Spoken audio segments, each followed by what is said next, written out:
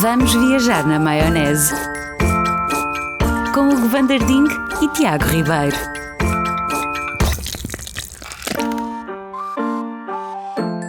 Olá, amiguinhos e amiguinhas, sejam muito bem-vindos a mais um Vamos Viajar na Maionese. Hugo Van der Ding! Olá! Como é que estamos? Estamos muito bem, tens uma belíssima pregadeira. Quem quiser acompanhar através do Espera lá, YouTube. não é um broche? É um broche, vulgo pregadeira. Ok. Ou alfinete de peito. Sim. Muito bonito, é um olho. De quê? Do racho. Como é que tu estás? Está tudo ótimo. Estou preparado para mais uma semana. Estás mesmo? Sim, estou completamente preparado. Prova-o. Prova-o. Hoje é Estás domingo, preparado. é o primeiro dia, o dia do Senhor, mas é o dia também da tua palavra, da tua grande récita semanal, da nossa maionese. E Tal e hoje qual. levas-nos para onde? Olha, vamos falar hoje de gente que não era boa da cabeça. E tinha dentição completa? Foi perdendo. Spoiler! Spoiler alert! É verdade, vamos falar de gente maluca.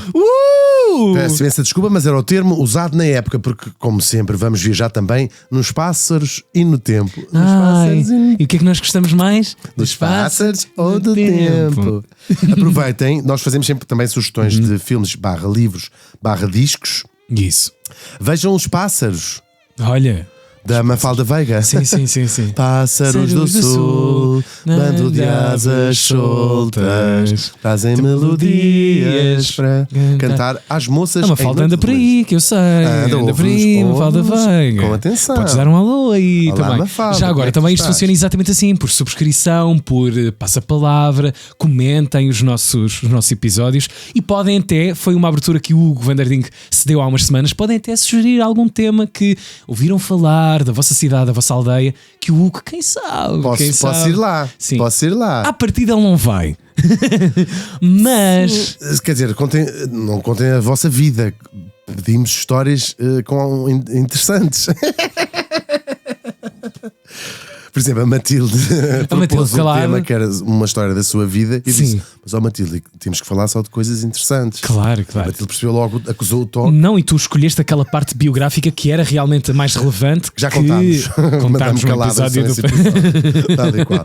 Mas hoje vamos falar, olha, fala-se muito de saúde mental, mas é um tema que nos ocupa, já de vez em quando contamos umas histórias que passem por essa dinâmica. E vamos falar, podemos considerá-lo um dos pioneiros da psiquiatria. Podemos considerá-lo um cozinheiro, podemos considerá-lo um homem, um cantor, podemos considerar o que a gente quiser, porque ele já está morto. Ser humano, um ser vivo Um ser humano só. Sim, Uma planta. ok. Uma planta, uma coisa. Um animal. Sim. Falamos de um inglês, um homem inglês. Chama-se ele Francis Willis. Ui. Francis Willis. Willis. Parece um nome inventado. Primo do Bruce Willis. É. Também, coitadinho, não está Pois nada bem. Por falar em cabeça, a coisa está Sim, feia. coitadinho, tem uma doença terrível degenerativa. Ele nasce ali, vamos dizer, 1718. Século XVIII. 18, que é 1718. Claro. Século XVIII. Isso. Se fosse 1719 era. Século XVIII. não te Ratão, apanhei? velho. Fiz a quarta classe, o É rato. tão velho, que horror de história.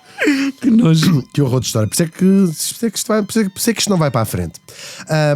Quem é Francis Willis? Quem é Tem uma história Francis Willis? fantástica. Ele nasce em Inglaterra, estamos a falar de um tipo inglês que nasce ali no primeiro quartel do século XVIII. A mãe fazia animação de tropas. Claro, no mesmo quartel.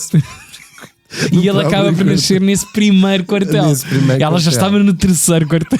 Quando ele nasceu, Isso. onde é que ela já ia? A Madame Wills. Ele vai estudar, é um tipo com uma cabeça incrível. Vai ser padre também. Uau. Sim, é verdade. E acaba por ser, trabalha em Oxford também. Os padres anglicanos podem se casar. Sim. E ele vai casar, vai ter filhos, também eles médicos. Ele vai se formar com muita distinção como médico e vai, logo desde o início da sua carreira, especializar-se numa coisa. Bem, volto a dizer, estamos no meio do século XVIII, mas em doenças psiquiátricas que tinham outro contexto completamente diferente. Claro. Mas ele tem uma abordagem, a ciência, a psiquiatria não existia como ciência, Claro. tudo era muito rudimentar. A igreja entrava em ação, mas já sabemos com que ação é que tratava a coisa, não é? Mitificava tal a coisa, diabolizava a coisa. Muito, sim. Era esta coisa, na percepção popular, muitas vezes eram vistos como possessões demoníacas. Claro. isso tudo. Até até a entrada possivelmente do século XX, não é? Ou seja, sim. algumas visões, depende do sítio onde estamos, não é? Sim, tem muito a ver com isso. Agora, o que nós podemos dizer é o século XVIII, que nós até chamamos de século das luzes, não é? Já começa a haver aqui uma abordagem diferente à ciência e já se começa a analisar o mundo e a ver o mundo com uma perspectiva científica. Não era naturalmente toda a gente, a comunidade nem sempre acompanha estas coisas e, como disseste muito bem, chegou pelo século XX adentro, muitas crendices populares, aqueles exorcismos que se faziam. Eu não estou a dizer que o demónio não possua as pessoas. Claro. Mas não tinha que ser sempre as mesmas, não é? Mas podem ser, às vezes não é demónio. Aquelas que estão a queimar, não é? Tal e qual. Sim. E nós, claro, quando começamos a falar de psiquiatria, e já temos contado aqui e ali umas histórias, até Portugal tem algumas figuras bem importantes nesta área, é mais no final do século XIX e depois grandes avanços já no século XX, quando se começa a olhar até essa diferença de ver os problemas psiquiátricos como uma doença e não como uma simples condição, e quando vês como uma doença significa poder haver cura ou pelo menos mitigação dos sintomas. Mas aqui estamos noutro âmbito completamente diferente. Mas ele tem uma abordagem muito particular, ao contrário do que era comum na época, em que estas coisas eram vistas como ataques de histeria, ataques de loucura, e eram tratadas com aquilo que era tratado de tudo o resto, que era sangrias, purgas. Você achava que era qualquer coisa do corpo, né? Do corpo, mas por acaso há tanta literatura em torno disso, não é? Amarrar pessoas, camisas de força, coisas muito fora, sim. Muito as sangrias, física, sim. Muito, as purgas para fazer as pessoas vomitar, enfim, era tudo terrível. E muitas vezes, quase sempre diria, tratamentos forçados, e portanto as pessoas ficavam ainda 10 vezes pior do que já. Às vezes a culminar até com a morte, não é? Muitas vezes. Sacrifício das pessoas. Sim, e sobretudo muito sofrimento. Claro. Bom, ele vai ganhar muita fama, vai abrir vou chamar-lhe asilo, vai abrir um hospital. Ele tinha métodos bastante inovadores que envolviam aquilo que nós hoje quase chamaríamos psicoterapia, o que ele receitava às pessoas. Portanto, conversa, sendo duro com as pessoas, ao mesmo tempo era muito empático, ou seja, empatizava com o sofrimento daquela pessoa, o que era uma coisa bastante original. A sua fama vai fazê-lo ser chamado aqui ao segundo protagonista desta história, um homem. Ele já é bem entrado nos anos, ele tem 70 anos, em 1788, portanto, já ele é um velho, bem estabelecido, é chamado para atender um paciente muito especial, um homem que tinha enlouquecido, mas que não dava jeito nenhum que ele tivesse enlouquecido, porque esse homem era o rei Jorge III de Inglaterra. O próprio. O maior que havia. E ele perdeu completamente a cabeça. Já vamos saber tudo desta história. Regressamos. Primeiro as palavras do nosso patrocinador. E agora, umas palavras do nosso patrocinador. Tiago, tu deixaste dar água às plantas? Sim, olha, estou a poupar para continuar a jogar. Poupar na água? Ai sim, mas elas aguentam. Os jogos da Bacana Play são de facto muito divertidos, são mesmo divertidos. Mas não se esqueçam que devem usá-los apenas como divertimento. Por isso, joguem com responsabilidade. Bacana Play, dá um play na vida. Foram as palavras do nosso patrocinador.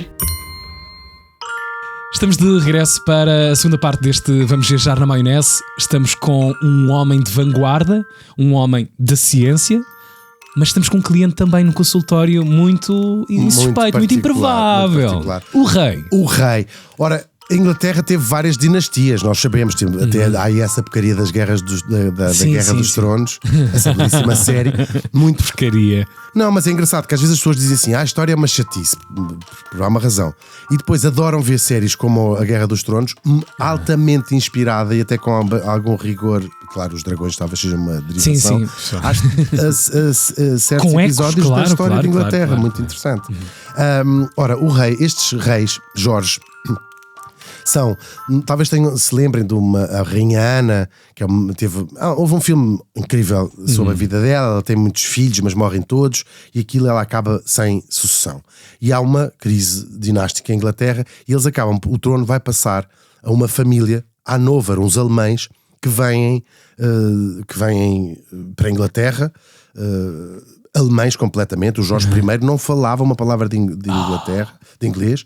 O Jorge II não falava uma palavra de inglês, até que chega este Jorge III, que é o primeiro que nasce já em Inglaterra e que já fala e que inglês é a sua língua natal. Portanto, estes são os Hanovers, que em boa verdade, posso dizer, estão no trono até hoje, de certa maneira. Claro. Mudam de apelido porque tiveram duas rainhas, nomeadamente a Rainha Vitória e depois a Rainha Isabel II, mas são a mesma Mas linha. cuja sua ascendência vai... São estes Hanovers, exatamente, são estes alemães. Bom, e estava tudo a correr Tanta muito história bem. e depois no isto fundo, vai olha, tudo ao vai mesmo. tudo parar ao mesmo. Pois, Vai foi. tudo parar ao Purezas. mesmo. Tal Sim. e qual. E aliás, é uma graça que não tem interesse nenhum. Tem algum. A Rainha Vitória casa com o Saxe-Coburg-Gotha, e que é um apelido completamente alemão, ele era alemão, e eles mudam durante a Primeira Guerra o apelido da família real para Windsor, para não terem um apelido alemão quando a Alemanha passou quando a ser. a Alemanha estava do outro lado da barricada. Tal e qual, sim, é uma gracinha. Bom, mas vamos ao Jorge III. Este Jorge III. Estamos em que ano, mais ou menos? 1788. 88. Sim, o rei tinha aqui uns 50 anos e parece que já desde alguns anos ele mostrava algumas que não estava tudo muito bem da sua cabeça. Mas neste ano em particular ele é chamado. O reinado do Jorge III é dos reinados mais importantes da história de Inglaterra. É nesta altura que a Inglaterra se vai formar como o grande império global. Nós hoje conhecemos a América como o grande império global. Era a Inglaterra. Era a Inglaterra até metade do século XX. É depois da Segunda Guerra Mundial que a América se consolida como um grande império. A Inglaterra tinha grandes possessões pelo mundo inteiro e é nesta altura que eles começam a dar o salto para ser o grande império global. E um início também muito proeminente da Revolução Industrial, não é? Que está ainda não está em cena, mas que vai estar em cena muito em breve. O reinado dele dura até 1820, portanto apanha já esta fase. A grande debacle, se quiseres, do reinado dele é precisamente a Revolução Americana. Portanto, é também no reinado dele que a América se torna independente e os ingleses perdem a América. Mas não sei como é que perderam a América. A América é uma coisa tão grande. Tão grande, não é? Como é que aquilo se escondeu? Havia uma andota de salão assim, perdi o avião. Como é que perdeste uma coisa tão grande? Oh meu Deus. Mas eu fiz um desenho há muitos anos, muito sweet, que é uma pessoa a dizer assim: I missed my plane, e depois no outro quadrado é um avião a dizer assim: I miss you too. Dá um beijinho. Tens que voltar a mostrar isso. Vou mandar à Matilde. Vamos meter aqui no vídeo. Saudades. É incerto. Sim, um avião também sofre. Os aviões sofrem muito. Quando tropeçam e caem. Claro, aquilo dói sempre aquilo. Dói. Bom, e então, este rei, Jorge III, estava tudo a correr muito bem. Umas coisas corriam melhor, outras coisas corriam pior, quando ele começa a ter uns acessos gravíssimos. 50 anos, tem mais ou menos tem o mais homem. ou menos 50 anos. Sim. Tem a sua mulher, a Rainha Charlotte, tem os seus filhos e as suas filhas, e o que acontece? Ele vai se passar. Como é que eram os ataques dele?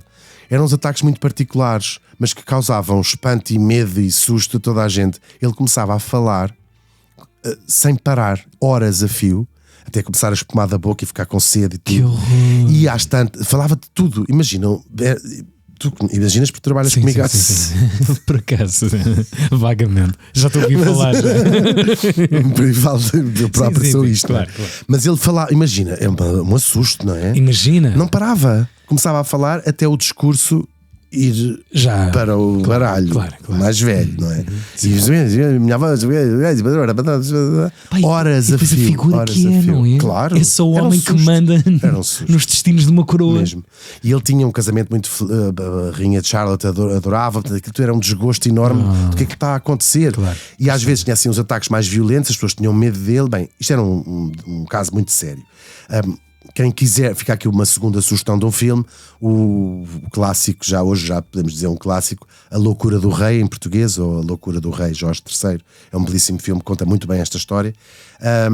E entra aqui o nosso protagonista primeiro, este é o Jorge III, é o protagonista segundo, e o nosso Francis Willis vai ser o médico que vai acompanhar o Jorge III. Ele consegue curar o rei contra todas as expectativas, porque ele tem uma maneira muito particular de lidar com o Jorge III, e que vai ser vai ser aqui o que vai fazer a diferença na cura do rei e vai ser ao mesmo tempo uma porta aberta na psiquiatria quase moderna, que vai ser, primeira coisa, não o tratou como o rei. Pois. Que era uma coisa que toda a gente fazia naturalmente, não é? Uma condição difícil de executar, não é? Foi difícil. Pois, foi. claro, imagina, contra tudo e contra todos. Isto é só mais uma pessoa. Tal e qual. Porque o que o Francis Willis vai achar, e era assim que ele fazia já com os seus pacientes, era que muitas destas questões eram questões de má alimentação, que tinham a ver com o fígado, falta de sono e, sobretudo, estas pessoas terem uma vida em que não tinham um espaço pessoal. Uau. Onde toda a sua vida era a corte, Claro. era rodeado de pessoas. Executar trabalho, missões. Tal e qual. Não teres sequer um espaço. Sim. Porque as pessoas- sim. O rei não se veste sozinho,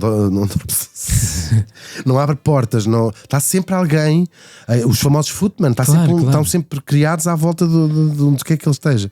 E ele achava. Eu sei que tu achas isso tudo muito mal. Eu acho mal. Eu acho que só isso faz abrir uma parte. porta é a coisa Sim. mais indecente e indecorosa que. Só se vive uma vez e tens a hipótese, Claro. na tua experiência humana, de não te perderes tempo a abrir uma porta. Claro. Acho ótimo.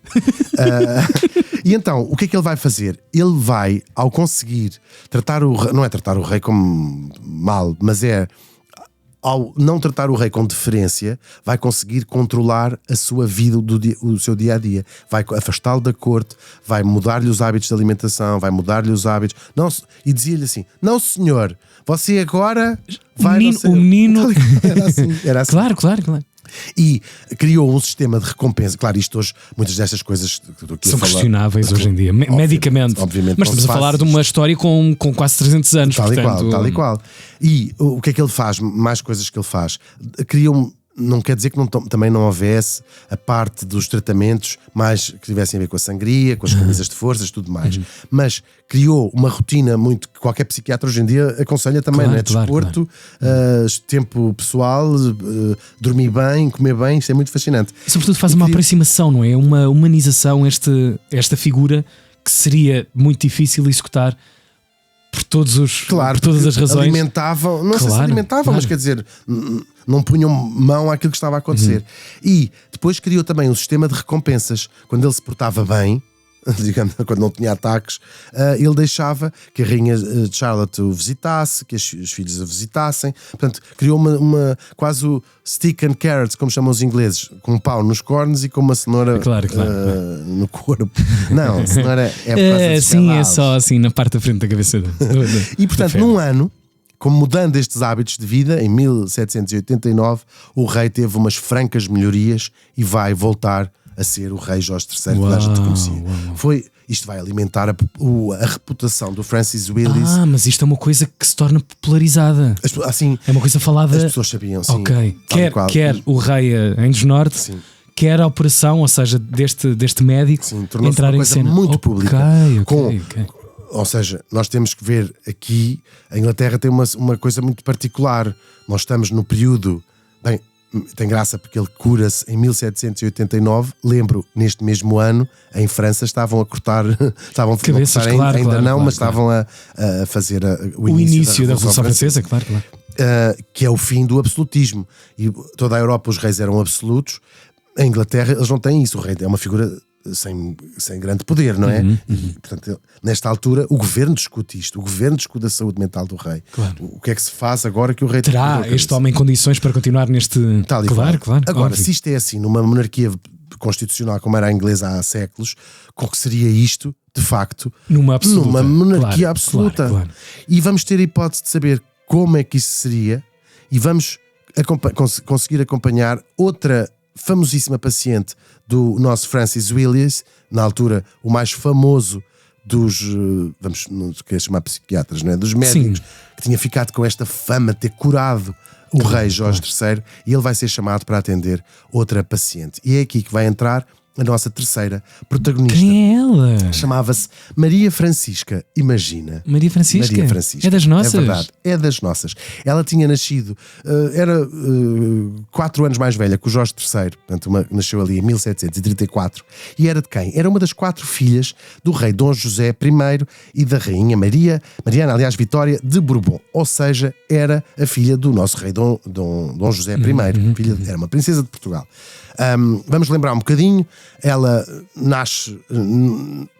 É neta, digamos, da corte mais faustosa portuguesa. Claro. O avô dela é o Dom João V, o nosso Rei Sol português. Ela, devo dizer, a mãe dela era também bisneta do próprio Rei Sol, portanto tem muito bem enquadrado. Está bom sangue. Disso não foi. Sim. Tem 20 aninhos, 21 aninhos quando se dá o grande terremoto de Lisboa. A família real ninguém morreu. Pois. O seu pai ficou muito agitado, com uma grande missão para resolver. Tal e qual. Ela viveu na Real Barraca o resto da vida. Claro, ela desde cedo era, e há muitos relatos disso, dada à melancolia e a momentos de grande tristeza e uma natureza muito tímida, muito ensimismada, se ela falasse na primeira pessoa. Mimada mesmo. Sim, coitadinha, era muito dada a grandes ataques de melancolia. Eu adoro as descrições da época, tenho que dizer isso. O ser dado ao bucolismo e à melancolia como uma espécie de camada que está lá a esconder qualquer coisa. Mordia-se, batia na cabeça das pessoas, pegava no jornal e batia na cabeça. Isso. Temos aqui uma questão com a nossa querida Maria Francisca, porque apesar das tentativas, Dom José e a Dona Mariana Vitória tiveram apenas filhas, 4 filhas. E então percebeu-se assim: ninguém merece. Ai, com caraças. Sim, era o que se dizia. Ai, com caraças. Eles rezaram, eles pediram, eles quiseram. Nada. Nasceram sempre. Como diria aquela roja do Porto, a minha mãe só sabia fazer. Não, isso é ao contrário. Sabes o que eu estou a dizer? Perfeitamente. Vocês têm cada pessoa a quem dão um palco e a que dão um espaço na televisão. Enfim. Ainda vamos ter saudades do Arrocha. Pois, vai parecer um príncipe, claro. Eu disse Arrocha, mas acho que ele é Arrocha. Não sei, olha, é o que vocês quiserem. E pronto, claro, já estamos a vislumbrar. Rapidamente se percebeu que rápido depois, quando só nasceram raparigas, bom, a mais velha, a nossa Maria Francisca, vai ser um dia rainha de Portugal. Vai ser, nomeadamente, a primeira mulher rainha a reinar de seu próprio direito em Portugal. Claro que todos já percebemos que é a rainha Maria I. Antes do pai morrer e dela se tornar rainha, era preciso arranjar-lhe um casamento. E esta questão do como é que vamos fazer, vai casar com um rei estrangeiro, não pode casar com um homem estrangeiro. Havia esse problema que pela primeira vez estava a ser tratado. E então vai casar, e foi um casamento feliz, apesar de agora vais ficar chocado com isto. Casa-se com o seu próprio tio. Ai, não me choca nada. Que? Pois não, já vi umas fotografias do teu tio, sim. Nem tio nem tia. Nem primo. Choca o quê? É verdade, lembrei-me agora dessas fotografias do teu tio. Choca o quê? Choca quem? Choca pique. É verdade, ela casa com o próprio tio, o irmão mais novo do Dom José I, que se chamava Pedro, e vai ser, depois eles vão reinar em conjunto, é o Pedro III. Já fizemos isto no Vamos Todos Morrer, lembro perfeitamente do arco, quer do ponto de vista dele, quer do ponto de vista da sobrinha. Sim. Tal e qual. Eles vão, ela chamam para o resto da vida meu querido tio e marido, é assim que eles se tratam. Mas é um casamento. Como chama? Como é normal. E na cama e tudo, ninguém tem nada a ver com isso. Não, na cama se calhar ainda se chamava pior. É outra coisa pior. Chama-me isto, chama-me aquilo. Eu não sei. Olha, eu lembro-me agora da música do Cheg, sabes? Sim. Queres citar um bocadinho? Deixa-me essa. Não, tudo aqui não levas nada. Estás muito batida, não curto castigada. Era o que cantava o Dom Pedro Cheg. Dom Pedro Cheg. Tal e qual. O que é que vai acontecer na vida deste jovem casal? Ela um bocadinho mais nova do que ele. Ela mais jovem, ele jovem de espírito. Exatamente. Ele não era velho quando casou, mas sim, ela era mais nova que a sua sobrinha. Claro, e eles eram os dois, eles são são beatos até à última casa, mesmo muito beatos, tanto ele, até ele um bocadinho mais beato do que ela. Mas também, quer dizer, eu penso muito na circunstância do que é que foi o sismo e o terremoto de Lisboa. E a consequência que isto gerou, mesmo na fé das pessoas que se tiveram que agarrar a qualquer coisa e que foram pessoas diferentes no antes e no depois daquilo que viveram aqui. Claro. Nós sabemos na dimensão Voltaire, humana mesmo. Exato, trouxeste já aqui esses ecos de internacionalmente foi uma coisa. Estava-se no auge de achar nós somos o máximo, a humanidade é o máximo, nós conseguimos fazer tudo e de repente a natureza destrói uma das capitais de um dos maiores impérios. Claro, arrasa na altura, com toda tudo. A identidade, não é? Tal e qual. Portanto, estes beatíssimos. Eles eram muito beatos. Casalinho. É verdade, era um casal de biés, de beatos. E à missa, tal. E à missa, mão dada, fora da igreja. E pronto, eles fazem uma promessa grande para lhes nascer um rapaz. Não nascia um rapaz em 40 anos, não tinha ainda nascido um rapaz na família real, porque ela só tinha primas, né? Irmãs, aliás. E lá fazem, a promessa é construir uma basílica no caso de nascer um rapaz. O rapaz lá nasce. A gente almoça. Exatamente, é um rapazinho chamado José. É um rapazinho chamado José. E eles mandam construir a belíssima Basílica da Estrela. Em Lisboa. Perderam a cabeça, foi em grande. Os pais perderam a cabeça. Sim. E lá vai, este querido já tem herdeiro, chama-se José, até que chegamos a 1777 e o Dom José morre e a Dona Maria I sobe ao trono com o seu tio e marido, Dom Pedro III. Ela tem 43 anos e vai-se iniciar aqui uma fase gigantesca da história de Portugal. A Dona Maria I tinha, em relação... Nós sabemos, o reinado do Dom José I é quase o reinado do Marquês de Pombal. Toda a gente sabe. Claro. E o ressentimento da família real, quer da Rainha Mãe, no caso a Mariana Vitória, quer agora da nossa Dona Maria I, é gigantesca em relação ao Marquês de Pombal. E muito rapidamente se vai iniciar um processo político que se chamou a viradeira, que é no fundo rasgar tudo aquilo que tinha sido feito pelo Marquês de Pombal, as reformas, tudo. Ele próprio apresenta a sua demissão, vai para Pombal, ele recebe uma pena, digamos assim, de ficar exilado lá em Pombal, não pode sair das suas terras. Ele veio uma só vez a Lisboa e veio numa carroça, sentado numa cadeira numa carroça com terras suas, para não dizer que não saiu das suas terras. Tinha até uma lei de, se a rainha passasse pelas suas terras, ele tinha que se afastar, tinha uma restraining order, enfim, tudo mais. E faz-se uma reabilitação da família Tavra, que era o grande questão que tinha limpado o sebo, claro. Sim, e a perseguição brutalíssima e tudo mais, gente muito próxima da família real. Graças ao beatismo do Dom Pedro III, começam a vir timidamente os jesuítas a voltar, ou pelo menos a ser tinham reabilitados. Sido corridos. Todos corridos, é verdade. Pelo próprio Marquês. Sim, é verdade, isso tudo. É muito engraçado, há cartas do embaixador inglês a escrever para Londres, a dizer: estamos um bocadinho preocupados que, rasgando todas as medidas do Marquês de Pombal, o Marquês de Pombal tinha tido um papel muito importante na modernização do Estado. Claro. Havia ali coisas muito importantes. E vanguarda, não é? Muito. E eles estavam com um bocadinho de medo que nesta febre da viradeira se deitasse também tudo a perder e que se volta, ou seja, numa altura em que a Europa estava, nós estamos aqui nos anos a caminhar para a Revolução Francesa, em que a Europa estava num processo de separação do Estado e da Igreja, parecia que destes dois estavam a dar passos atrás. Mas a Dona Maria I, o reinado dela não vai ser só rasgar tudo do Marquês de Pombal. Ela vai manter um homem de confiança do Marquês de Pombal, que é talvez o homem forte do seu reinado, que é um tipo chamado o Intendente Pina Manique. Já temos falado aqui destas. Tudo isto se cruza, que é muito interessante. Que hoje é o Largo do Intendente. O Largo do Intendente. Pina Manique, e tal e qual. De Pina Manique. E aliás, ele vai fundar a Casa Pia. Os anos do reinado de Dona Maria I, vamos imaginar, ou pelo menos a primeira parte do reinado. Voltam a ser de edificação, não é? Outra vez de alguma preeminência. É quando tens a polícia nas cidades aparece, a formação da PS, o que seria depois a PSP, a Casa Pia, muitos teatros, algum vestígios da iluminação pública, a limpeza urbana. É trazer de facto quase um paralelo aqui. Uma Europa. Sim, é verdade. Para dentro de Lisboa. Muito, é verdade. E a Dona Maria I vai criar a lotaria, por exemplo, e a lotaria aqui era uma forma de agariar dinheiro para obras e da Santa Casa, não é? Do grande mecanismo da Santa Casa. Tal e qual. Talvez nos tenha chegado esse aparelho que hoje conhecemos. Muito por causa desta coisa. Muito por causa desta mulher e destas ideias nesse mesmo momento, senão já tinha ido tudo. Tal e qual. Na primeira parte do seu. Ela vai viver muitos anos, isto é a primeira parte do reinado dela. A própria Academia das Ciências é formada nesta altura. É? Por tal ela? E qual, sim, tal e qual. Portanto, tem ali a primeira parte do seu reinado é uma de enorme mudança. Afastar o Marquês de Pombal, mas continuar num caminho de progresso. Até que o seu reinado vai entrar numa segunda fase.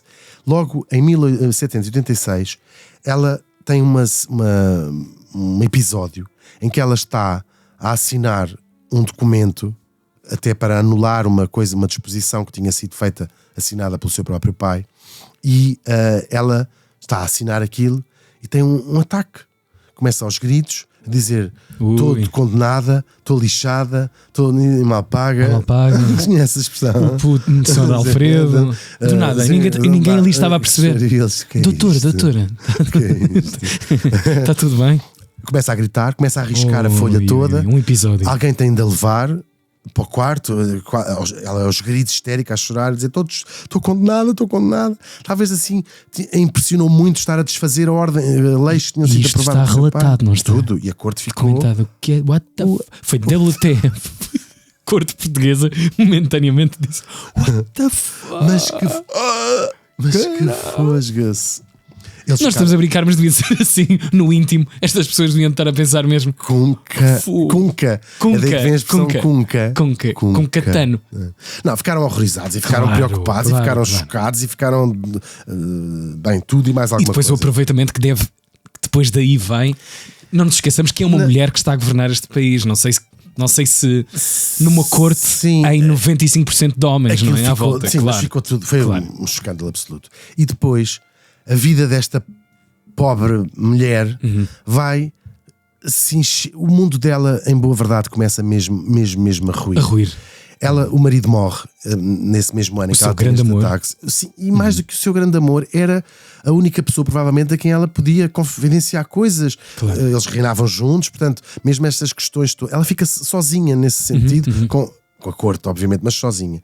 Depois, o grande abalo gigante é, 2 anos depois, morre-lhe o seu filho mais velho e herdeiro do trono, o tal Dom José que nós falávamos. Marido, filho. O filho, sim. 2 meses depois de morrer o seu filho mais velho, que se chamava Dom José, nós sabemos que só tivemos um rei Dom José, portanto já era um spoiler que ele tinha morrido, não é? Morre-lhe uma filha, Mariana Vitória. 20 dias depois da filha, morre o marido dessa própria filha. E ela, que já tinha perdido 3 filhos pequeninos, com muito mortos. Ela fica apenas com um filho, que é o chamado João, Príncipe João, que vai ser o nosso Dom João VI, naturalmente. E depois, a misturar com isto tudo, ela no fundo perde a família, em boa verdade. Fica apenas com esse filho. E começam-lhe a chegar ecos, já no final da década de 80, do que está a acontecer em França. Cabeça a prémio. Claro. Ou seja, o absolutismo está a cair. Ela chega-lhe a notícia da morte de Maria Antonieta e de parentes dela. Parentes, como há pouco disse. Se quisermos continuar na senda a família dela. A família dela, assim, não só colegas, sim, de turma, colegas de profissão, parentes, e portanto é o golpe final. E a Dona Maria I fica mesmo extremamente péssima. Estes ataques, ataques de choro, passam a ser recorrentes. Muito recorrentes. Claro. Esta ideia do inferno, fala do foi ao inferno, esta ideia do que está condenada. É mesmo mas é uma mulher que conhece também o inferno dentro da sua dimensão de vida. Claro, e está sozinha no meio daquilo tudo e de uma vida aí muito parecida com a do Jorge III. Eu não sei se vocês sabem, mas esta pessoa que vos está a falar tem um livro editado já há alguns dias, chamado Uma Família Surreal, que é obviamente sobre também esta parte, mas toda a família que governou este país. E é uma coisa que me vem muitas vezes à cabeça de todos os reis e rainhas que passaram no Vamos Todos Morrer, e aqui também, que é: há uma espécie de má sorte quando te é entregue um voto de tanta responsabilidade. Podemos olhar para isso como uma espécie de o eleito dos eleitos, mas quando dentro da tua vida às vezes estás no direito de não querer ser aquilo. E há muita gente que não queria ser isto, não é? Isto é uma vida de muito sacrifício. Muito. Pondo na cabeça dela e de outros reis, são, para além de serem muito religiosos, para além de acreditarem que aquilo é uma missão confiada por Deus, portanto, da mesma maneira que há pessoas que vão para clausura e fazer votos de silêncio e nunca mais saem, isto no fundo era um bocadinho a mesma coisa. Isto é a missão que Deus escolheu para mim. Portanto, não sei se questionariam muito, preferia não ser teologicamente, ou seja, se não achavam isto é a missão que Deus me deu. Agora, claro que tem muito eu acho que tem muito menos privilégios, claro. Ou seja, é muito mais giro ser rico só. Sim. Ser rei. Fazer parte do satélite, do aparelho, do poder, ótimo. do que ser o Harry, ser o filho segundo. Claro. As a designação adoravam. Claro. Era homens, era mulheres, tudo, todos os dias, dinheiro, o quê? Não falta nada. Coitadinhos, não é verdade? Sim, mas é verdade, esta história não está tão. Estou aqui a detalhar no livro, não falo só por alto desta. Bem, por alto não, porque é uma parte tão importante da biografia dela. Mas aqui estamos a contar com mais detalhe. Claro, eles tentam socorrer com os métodos. Bem, juntam-se muitos médicos que vão tentar acudi-la. Já havia esses médicos que tratavam não podemos chamar psiquiatras, mas que tratavam este tipo de perturbações, não é? O filho João, o príncipe João, ainda a leva para Salvaterra, onde eles passavam algum tempo, para ela passar, para ver se também desanuviava. Fez pior, estava a chover torrencialmente. Sim. Ela tem umas crises de nervos enormes, quer-me ir embora daqui, não estou aqui bem, coitadinha, é mesmo triste. Fazem-lhe uma sangria, fazem-lhe purgas. Ela depois tentava, era o tratamento da época, clisteres e tudo, ela reagia mal, tinha ataques alternava entre momentos de lucidez e momentos onde ela não estava bem, e gritava, e vou para o inferno, chorava, rezava, cantava, enfim, tudo péssimo. Tudo que nos chega por crónicas e por relatos. Muito documentado até medicamente, muito.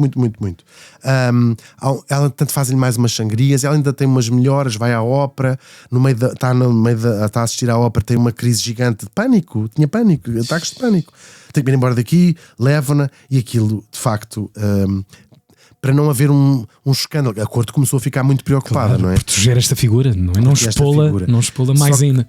Mas aconteceu o contrário, porque ela aparece em público, reunida junto da corte para mostrar que estava bem, mas toda a gente percebe que a última coisa que ela está é bem. Pois. É bem. Estava tomando uns bons drinks, ainda teve boatos que ela estava bem. Sim. Se isto está bem, o que é que será? Está mal. Tadinha. É verdade. Até que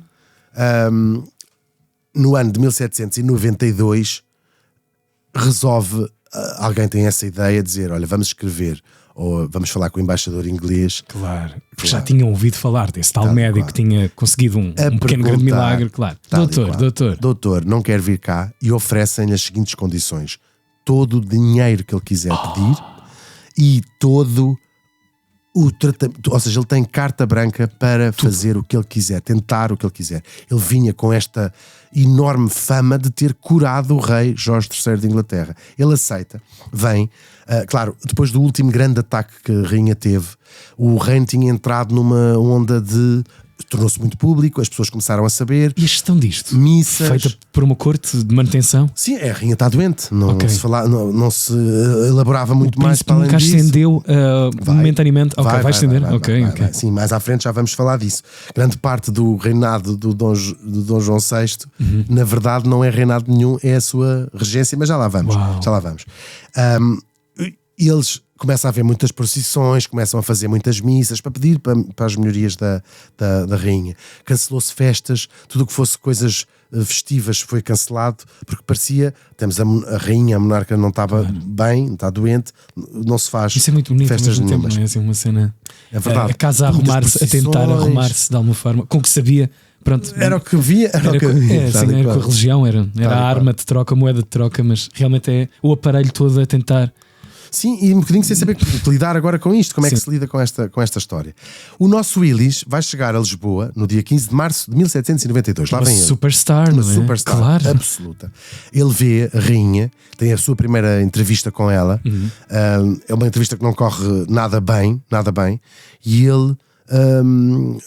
ela está muito nervosa, está muito perturbada, muito agitada, e ele diz, bem, isto é uma doença mental grave, imune a todos os tipos de tratamentos que lhes estão a fazer, as sangrias e tudo mais, deixem-me tomar conta desta questão. E o que ele diz, tal como tinha dito no caso do rei Jorge III, é má alimentação, mau sono, não dorme, e sobretudo falta de tempo para ser uma pessoa. Esta mulher não tem tempo para ser a Maria Francisca, está sempre a ser a Dona Maria I, não, está sempre rodeada de pessoas, vocês estão sempre a bombardeá-la, ou seja, ela está fragilizada, está saturada, está numa revista que ela não estava bem, como diria a Lili Canessa. Pá, vocês não a deixam passar um tempo no telemóvel, curtir uns discos em casa, brincar lá fora na rua, dar uma volta ao Lux ou para qualquer sítio. Deixem esta mulher ser esta mulher. Pois, claro. E portanto aconselha a parar todo o tipo de tratamentos que só estavam a fazer pior, os purgantes, os eméticos, coisas para ela vomitar, enfim, imagina. Coisas medievais, não é? Medievais. E vão aconselhá-la e conseguir que ela vá para uma casa de campo que eles tinham. Aliás, tinha sido até a obra do seu marido, que é o Palácio de Queluz, que ele é o grande construtor do Palácio. Casa de campo, Palácio de Queluz. É muito engraçado, porque eles tinham, era mesmo? Era Também, que era. sei. Porque é muito engraçado, eles tinham, aquilo era uma pequena quinta que pertencia ao marido, que ele vai transformar no Palácio de Queluz, que lá está. Uau. E a ideia do Francis Willis é: ninguém a chateia, ninguém vem cá, ela não tem visitas, não vem cá com assuntos de Estado, resolvam isso de outra maneira, ela precisa de descansar e estar com a cabeça noutro sítio. Porém, ela tem algumas melhorias ali nesse tempo, está com a cabeça, claro, está a limpar a cabeça. Sim. O ar puro de O ar Sintra, puro de Queluz, que é luz neste caso, sim. Ou seja, uma limpeza espiritual de alguma forma, que hoje em dia passar-nos-ia pela cabeça também alguma terapêutica nesse sentido, não é? Passa. Ou seja, relaxar ou chamar a desligar, sim. Tal e qual. No fundo, isto são quase burnout. Já te vou dizer qual é o diagnóstico moderno que fazemos. Estamos a fazer uma viagem de 250 anos. Estamos a fazer uma viagem de 250 anos. Também, paralelamente, também havia métodos mais violentos, as camisas de forças, as sangrias, tudo mais. Mas a ideia do Francis Willis vai ser, porque ele percebe, isto é impossível separar esta mulher da corte. Eles iam para lá, ou seja, a rainha estava em Queluz, toda a corte ia. Se deslocavam lá. O próprio príncipe João dizia: bem, não podemos deixar de ter os assuntos de Estado. Resolvam, E o Francis Willis propõe o seguinte: diz assim, a única maneira dela se tratar é deixem-me levá-la comigo para a Inglaterra, completamente longe destes assuntos todos, e ela vai melhorar. E ele diz: foi o que eu fiz ao Jorge III, de retirá-lo completamente do stress. Não usou a expressão stress. Claro. Sim. Portanto, vou levá-la para a Inglaterra, ela passa lá um tempo e ela vai voltar boa da cabeça. E, conseguiu? Não conseguiu. O príncipe João diz: nem pensar, tirar a mãe daqui, ela é a rainha, nem pensar. E sobretudo porque mesmo que ele já estivesse a substituí-la na maior parte das funções políticas, ela não deixava de ser um símbolo nacional. Ele é um rapaz com o quê? Com 20 anos? Nessa altura? Sim, mais coisa, por aí. Sim, por aí. E portanto é um símbolo nacional, não sai daqui, ninguém atira daqui. E portanto, ao fim de 6 meses, o Francis Willis, chateado com aquilo, de não o deixarem não fazer. Não estou aqui a fazer nada, vou-me embora. Claro. E esta parte é muito comovente, porque a partida do Francis Willis é o descalabro total nela. Ela tinha ganhado ali, de facto, um apoio grande. Bem, eles têm era a figura do seu tempo, não é? E isto marca a partida deles. Eles têm um último encontro, uma conversa. Bem, o Francis Willis talvez achasse aquilo uma consulta, onde ela tem isto está muito bem documentado, porque ele documentou isto tudo, não é? Onde ela tem. Bem, está numa tristeza incontrolável de ele se ir embora, e ela começa a tentar dizer qual é a culpa e a razão daquilo do estado dela.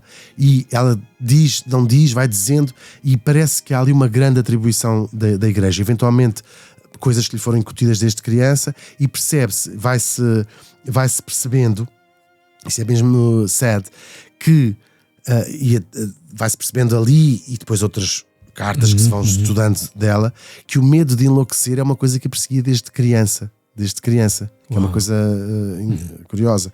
Ela tem alguns casos familiares mais distantes. É quase um metapensamento, não é?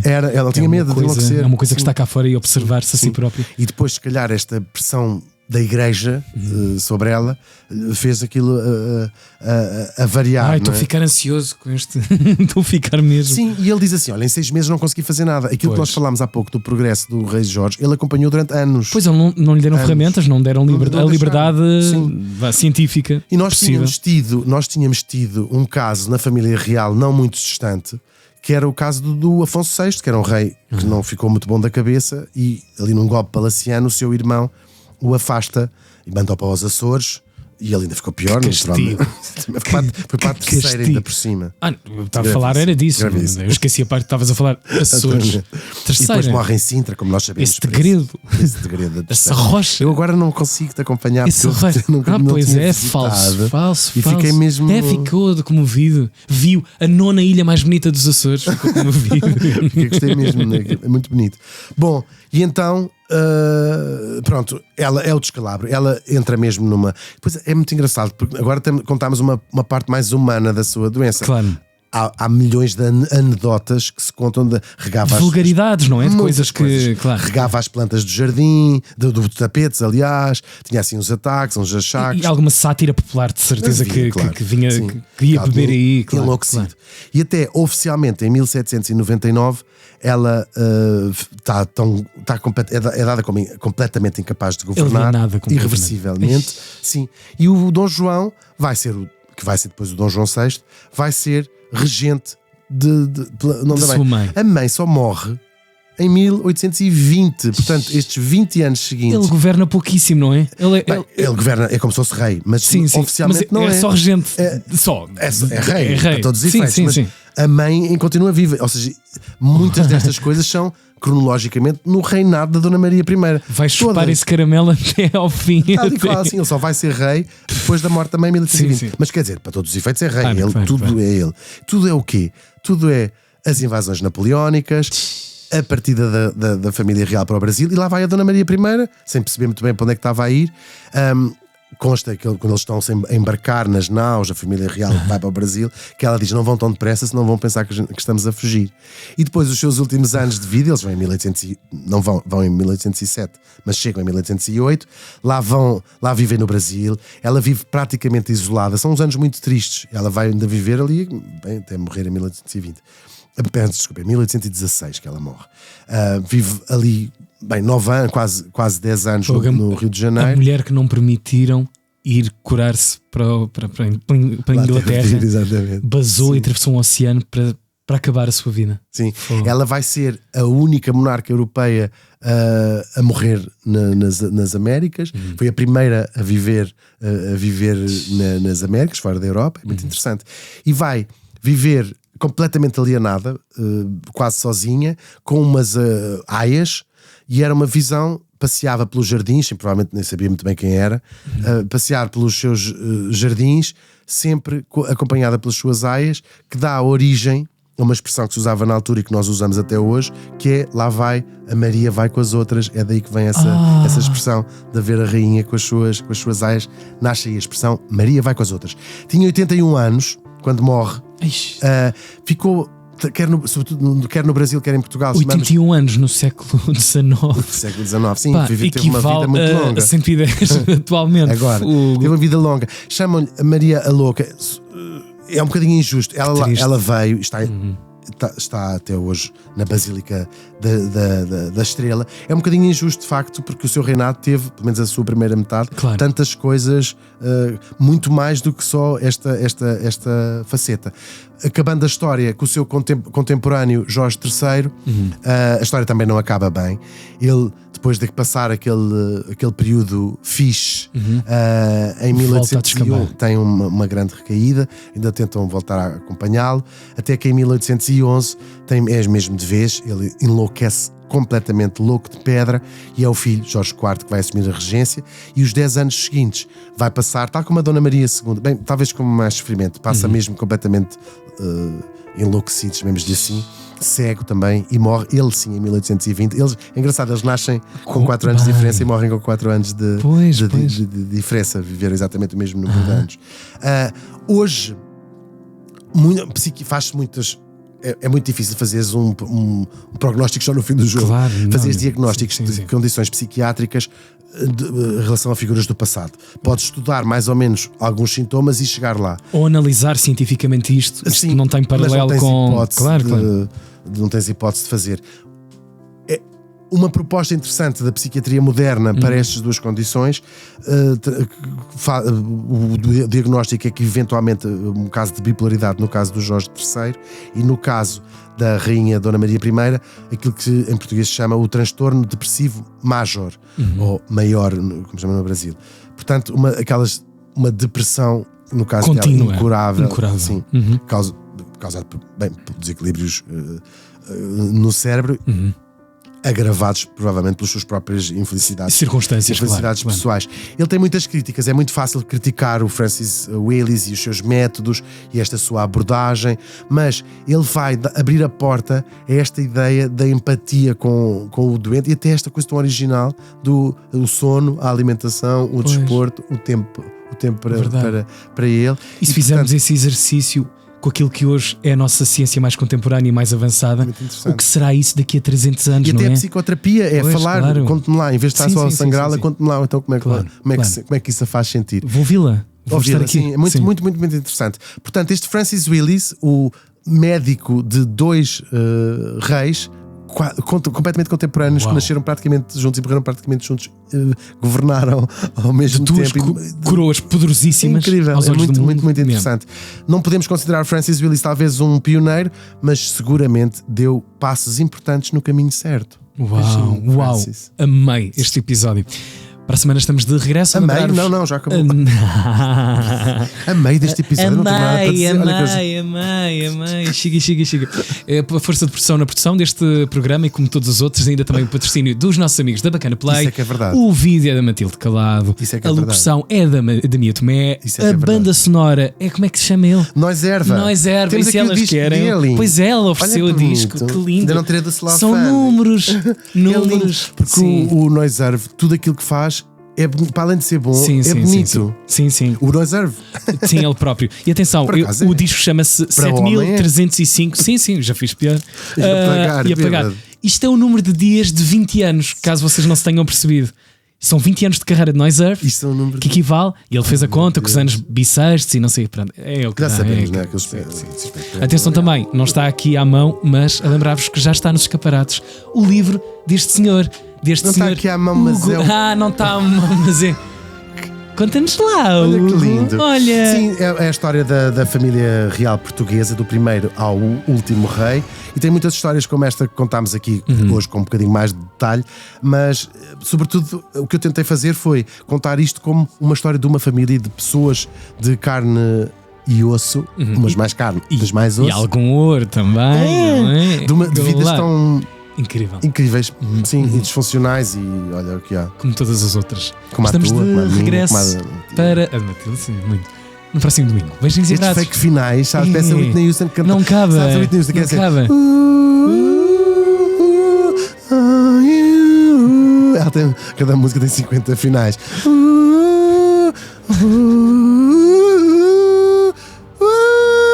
Até para a semana. Tchau. Vamos viajar na maionese. Com Hugo Van der Ding e Tiago Ribeiro.